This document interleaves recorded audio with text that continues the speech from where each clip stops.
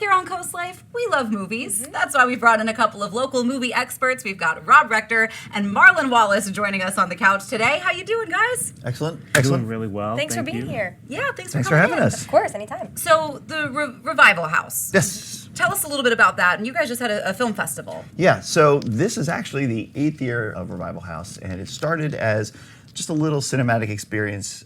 Rob Waters, who's a local filmmaker, owns W Films, and myself, we put together something where we had a monthly screening at the Milton Theater.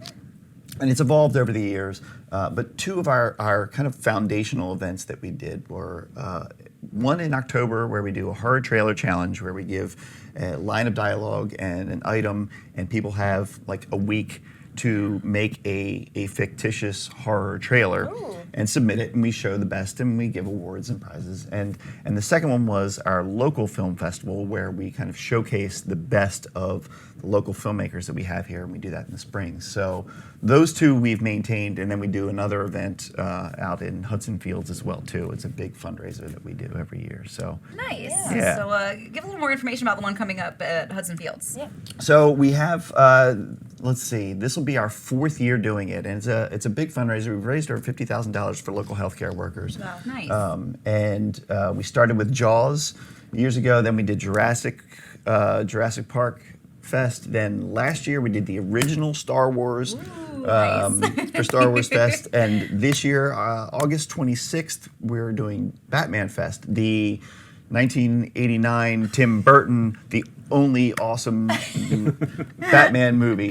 So, but it's great because we take over Hudson Fields. We have a big 55-foot screen that we inflate and put up there, and put seating out or places for everyone to sit. We have local music. We have food trucks, vendors out there, and local artists. And we just kind of make a day of it.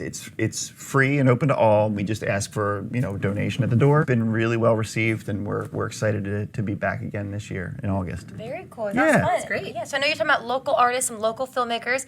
We have another one right here with us, of course. Can you just tell us a little bit about what you did with the Film Fest? And I heard you won pretty big there. Yeah, Tell us about yeah. So I'm actually a rather new filmmaker.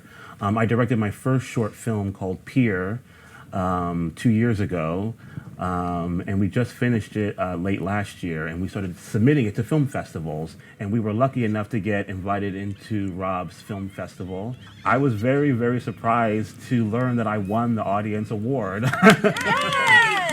Deservedly so. Congratulations. Aw. Deservedly so. Yeah, I was very, very humbled, very thankful for the opportunity, and that people actually enjoyed it. For people who might be interested in starting creating their own short films, what advice would you, as a filmmaker, have for them?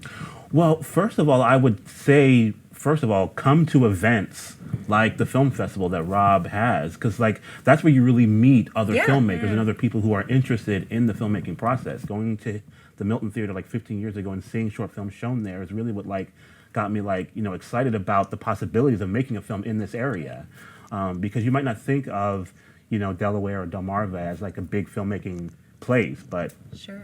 there are actually a lot of people here who are interested in filmmaking and who just need someone to wrangle them together, and that's what Rob and his team does with these film festivals, that you wrangle all of these people who have this common interest together and say I like making films too, let's do something together. Rob, do you have anything to say about that advice you'd have for new filmmakers? Yeah, no, I think Marlon's spot on. And I mean, it's a sense of community there. And a lot of times with filmmaking, it can be a very isolating journey. And, when you get into the editing process and it's just you and you're, watching daily reels over and over again, right? So Yep. you feel quite isolated, not to mention that we've just come out of a pandemic. So, and being able to experience this, with a community and a like-minded community at that, it really is, it's overwhelming to see that, okay, I'm not alone in this. This is, there are other people here who are facing the same obstacles that I have with films, or they have the same interests that I do,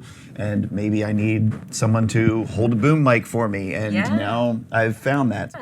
Movies bring us together in all kinds of ways. Rob and Marlon are staying put. They're not going anywhere. We're going to talk more about movies that are coming up this summer and how they can bring us together on the way when Coast Life gets started.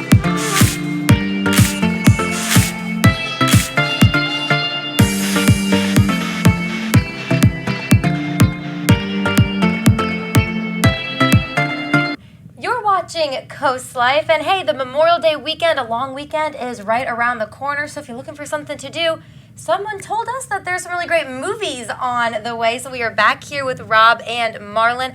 I just want to know, with the movies in the theaters coming out, what are you two most excited to see? Well, I think one film to definitely check out this weekend is The Little Mermaid. Yes. The Little Mermaid is Oh my opening gosh. this weekend.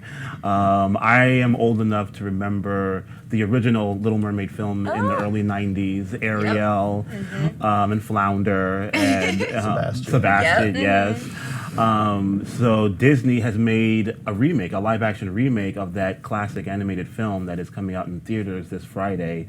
And what I'm really kind of curious about and excited about is the fact that the actress who is playing Ariel this time is African American. And there has been really, what I've really appreciated in film and television is the push for more diversity and, just allowing, audiences to see, various other types of people in these classic roles. And of course, I love musicals, and Yes. I think anyone who's a fan of musicals definitely love the songs of The Little Mermaid. They're classics.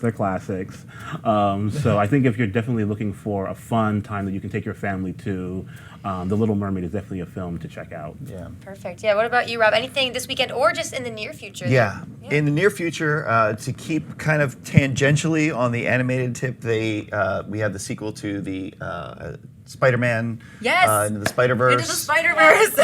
And the first one is probably, I would say it is probably one of my top animated films. so It is good. just so amazing. And really just a solid superhero movie to begin. I mean, it was fantastic. So I'm really looking forward to see how they expand that universe and what they do with it, because it's a really talented team of animators and writers in that one. Nostalgia-wise, I gotta say Indiana Jones and the Dial of Destiny. I don't care if he's 102. He will always be Indiana Jones to me. So I'm excited for that one. And I just saw a trailer drop for I think it's called Killers of the Flower Moon, which is Martin Scorsese's new one with Leonardo DiCaprio and Robert De Niro, and it looks outstanding. Anything Scorsese does, I'm looking forward to it, and I'll be invested. So. Well, actually, that film just premiered at the Cannes Film Festival, which is happening right now. Yep. And the Cannes Film Festival is one of the biggest film festivals in the world. It takes place in France every May, and it kind of previews a lot of big movies that are coming out. And one of the other big movies that it's previewing is a Pixar film called Elemental. I've seen You might have seen the trailer for this, but it's a film that's about different elements like earth, water, fire, kind of like brought to life. And it's about all these different elements coming together and trying to find a way to live together. And yeah, that film, it's going to be a big animated film that's coming out next month. And yeah, it's premiering at the Cannes Film Festival right now. So yeah, that's one to also look out for. What are some of your favorite films? Any you would recommend? I know that's a loaded question. You probably have a really How much more time do you have? Yeah, I was just gonna say, how many blocks are we doing? Yeah, right. Well, I would say, well, you were mentioning streaming services earlier. One of the streaming services that I have is the HBO Max service, which is now, I think, going to be transitioning into Max. But I was actually on there like a week or so ago, and they have a lot of films from Alfred Hitchcock, who is one of my all-time favorite filmmakers. I would say Steven Spielberg, Spike Lee, Alfred Hitchcock, they're like probably my top three. And yeah, I went back like a week or so ago, and I was watching some Alfred Hitchcock films, particularly his film North by Northwest.